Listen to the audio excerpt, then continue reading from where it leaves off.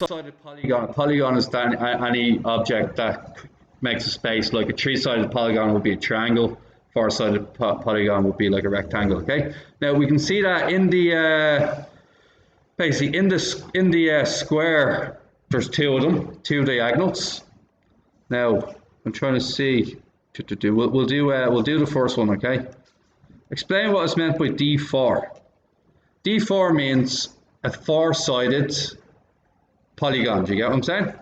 So if I put 4 into this formula, what happens? 4 squared divided by 2, take away 3 times 4 divided by 2. What's that? 8, isn't it? 8 take away 6, which is 2. This means that a four-sided object like a square or a rectangle only has 2 diagonals. Does that make sense? Okay. What? Any questions so far? I can pause it. All right. D5. What happens if we put in 5 into this equation? What happens then? 5 squared over 2 minus 3 times 5 over 2. It's 12.5 minus, which is 5. Let's see if we can get 5. I think he means something like this. Is it 1, 2? I might be wrong here. 3. How many lines do I have so far? 3, 4. I think 5. Does every one of them have 2 coming out of it now? How many lines do I have in total? There you go. All right. Now, what about D6, guys? This one here. What do we reckon? 2, 3. Oh God. 4. God, it's complicated. All right, let's put in 6 and figure it out first, because then I can roughly know how many I'm expecting. I find the doing it by writing out the diagram pretty difficult. Plug in 6 and what you get, guys? I'm looking at 18 take away 9, which is 9. Okay, so if there's 9 of them, let me see. Oh God, this is hurting my head.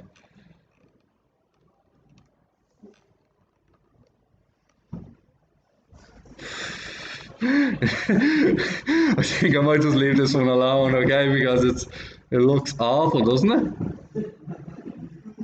Did I do the same one twice? Oh God! Now, there's more, isn't there? There's that one to that one. That one to that one. Am I missing one now? No. All right. Let's count the junctions. 3 here. There's 3 there. How many are here? 3. I can't count it that way. Why am I not allowed to count it that way? I'll end up double counting the lines, won't I? So, red line. So you have to just look at the lines, not the junctions, okay? So 1, 2, 3, 4, 5, 6. Yeah, it's 9 of them there, okay? There's 9 individual lines. If it was to pull them all out one after the other, I'll pull out 9 of them. Okay? Why is D3 0? Can anybody tell me? Why is D3 0? Yes? A triangle doesn't have a diagonal. Look, you can't attach it to anywhere it's not already attached to. So that's why D3 is 0. Okay? Okay, I'm just going to record this anyway. So f of t squared is t squared 2b squared minus 3t squared minus 6. It's going to be t to the power 4 minus 3t squared plus 6. All right. Next one is f of blank equals blank squared minus 3 times blank plus 6, and inside the blank this time is t minus 2. So you do t minus 2 inside the blank, like so. So it's going to be t minus 2 by t minus 2 minus 3t plus 6 plus another 6. It's going to be t squared minus 2t minus 2t plus 4 minus 3t plus 12 t squared minus 7t plus 16. And power, this is degree 4 because it's a t to the power 4, and this is degree 2 because it's a quadratic. So to find the value of L, use the formula to find the value of L in terms of pi. Okay, L over G. You could square both sides at the beginning. When you square both sides, you'll get t squared equals 4 pi squared, because when you square 2 pi, it turns into 4 pi squared.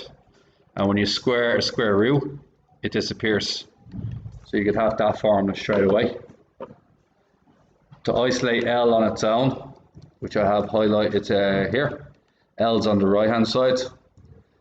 If it's division on the right, it's multiplication on the left. If it's multiplication on the left, sorry, if it's multiplication on the right, it's division on the left. So an example is the 4 pi squared is being multiplied on the right. That means when it moves to the left, it's division. The G is division on the right, which will make it multiplication on the left. I've successfully isolated L. Now I can just plug in my values. You can put in your values straight away and then just work it around that way as well, whatever you want. Okay, so t squared is 4 squared. G is 10. 4 pi squared, leave it in terms of pi, no bother. And that's L. 160 over 4 pi squared equals L, divided by 4. 40 over pi squared equals L. And we get that? No? You got it? Same thing? Alright. Okay guys, we're on to 14 now.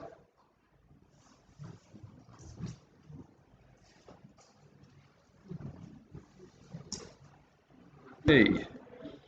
Input your values. Phi is 972 over 7. Pi over 3. Pi.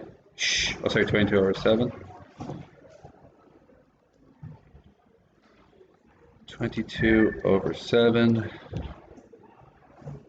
Multiplied by r cubed. 7's on both sides cancel. 88 over 3 on the right hand side. 792 on the right hand side.